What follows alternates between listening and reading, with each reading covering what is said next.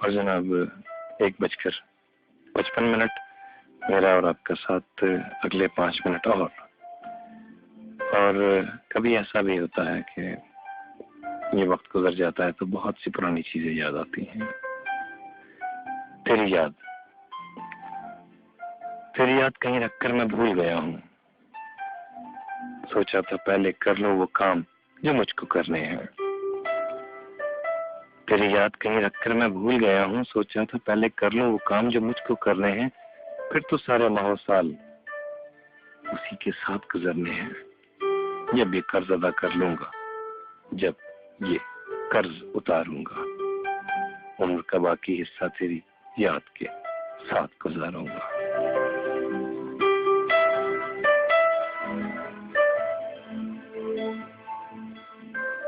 आज फरागत पाते ही माजी का दफ्तर खोला है। तन्हाई में बैठकर अपना एक एक जख्म टटोला है। छान चुका हूँ जिस्म और रूह पर आई हुई खराशों को। उलट पलट कर देखा है अरमानों की लाशों को। कमरे में कहीं रखा था उसे, ये घर में कहीं दफनाया था। जाने वो अनमोल खजाना मैंने कहाँ छुपाया था। सारी उम्र का हासिल थी वो, खोने वाली चीज न थी। सोच रहा हूँ याद तेरी गुम होने वाली चीज न थी।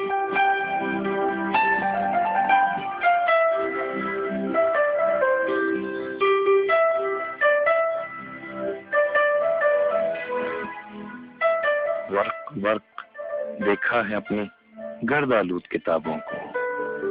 जैसे कोई ढूंढ रहा हो, जैसे कोई ढूंढ रहा हो नीम बेदारी में ख्वाबों को।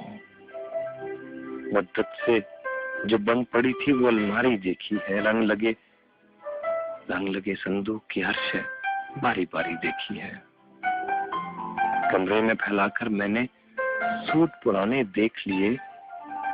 अपने लिखने वाली मेज के सारे खाने देख लिए।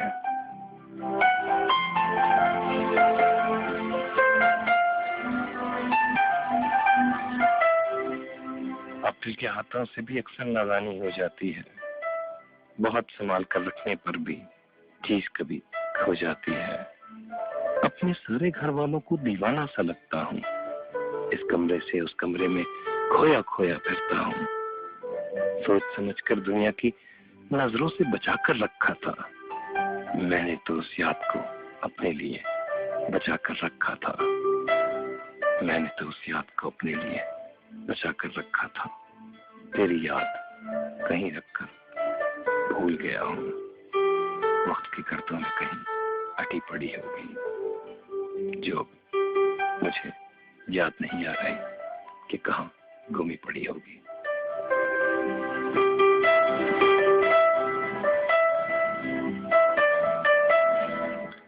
और जनाब आज का मौजूद वक्त, और वक्त पे हमने आपसे बात की। ये बात चलते हुए कहूंगा कि वो शेर है, एक ही सप में खड़े हो गए महमूद और अयाज गुलाम था महमूद का। और महमूद ने उसको कई किताबों में अंगूठी और कई किताबों में कड़ा लिखा हुआ है दी कि इस पे कुछ ऐसा लिखवा लो कि खुशी में देखूं तो गमगीन हो जाऊं और गम में देखूं तो खुश हो जाऊं।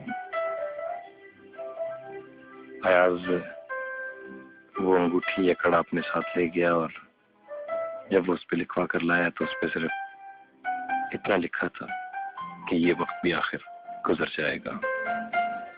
तो जनाब वक्त सब गुजर जाता है, अच्छा भी और बुरा भी। असल तरीकाकार ये कि आप किस तरह उस वक्त में अपना रद्द-ए-अमल ज़ाहिर करते हैं।